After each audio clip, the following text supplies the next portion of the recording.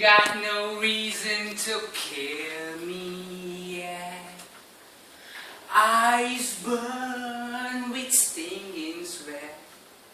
Seems every path leads me to nowhere. 'Cause yeah, here comes the rooster. Ah yeah. Ladies and gentlemen, Toastmasters. People with bemused, bewildered looks. Today I'd like to present before you a glimpse of what grunge rock is.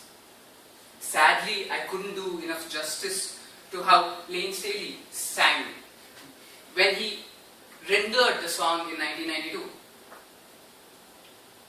Music, by definition, is the science of combining vocal and instrumental sounds to produce harmony. Simple definition, isn't it? Tough, in essence, to implement. Now you wonder, why music? What's the purpose of listening to music? Fun, diversion. Everybody likes Katrina Kaif, good on the eyes, possibly good on the vocal cords as well. Why not listen to her? Personal identity, mood management, positive, negative, irrespective. I'd like to present before you a blog that was presented on scienceblogs.com, which mentioned that for the initial time that people interact, music is spoken by 59, roughly 60% of people for the first 6 weeks. That means it is possibly the most important conversation starter for identity. And what better way for people to identify than the lyrics that I just sung out? Introspective lyrics, heartfelt singing. Grunge started off in the 80s. We all remember the 80s, don't we? The Berlin Wall fell down. A few years later, the Soviets themselves fell down. Dow Chemicals killed thousands in Bhopal. And suddenly, there was a way to channelize all of that. Seattle, Washington, US of A, year 1986. From the underground throes of punk rock came a genre of music called grunge. It was filled with heavy riffs being chords in a guitar, heavy drumming, angst-ridden lyrics, introspective words in them, and some fun. Suddenly, respecting women was in vogue. Chivalry was back in. Emancipation that we all strove for in society, damn it, we're still striving for, was in vogue.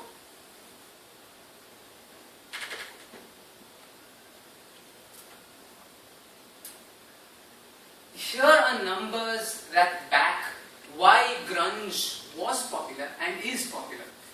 Since 1991, on the Billboard Countdown, of the top 20 albums, there has been at least one album which has been in the top 5. 85% of music which is published and is commercially consumed is taken up by an oligarchy of 4 corporations. Since then, indie publishing has come about. Indie publishing is independent publishing, which makes sure that copyright is kept with the artist and music is commercially viable, so that consumers like us can take it up. This is a wonderful statistic which was done by the University of Hartmouth. Ironic, almost an oxymoron. The University of Hartmouth in California tried to compare 4 genres of music: classical, new age, grunge, and designer music.